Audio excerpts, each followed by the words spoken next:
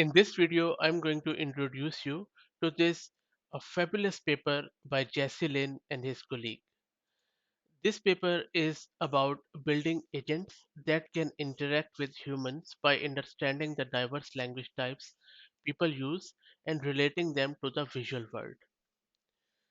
The core idea behind this paper is that the language is a tool that helps agent predict the future, and that is where this paper merges language comprehension with future prediction, serving as a great tool for self-supervised learning goal. In this paper, they have introduced something called as Dynalang. This Dynalang is a sort of you can take it as an agent that learns a multimodal world model, and it also predicts the future text. Plus, it learns actions based on imagined model rollouts.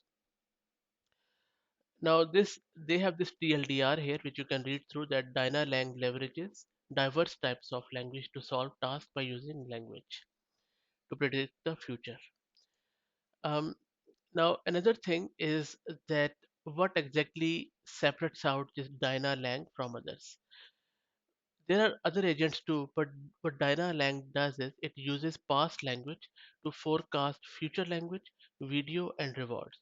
It can also be pre-trained on video, text, or both, even without actions or reward, which is a great thing.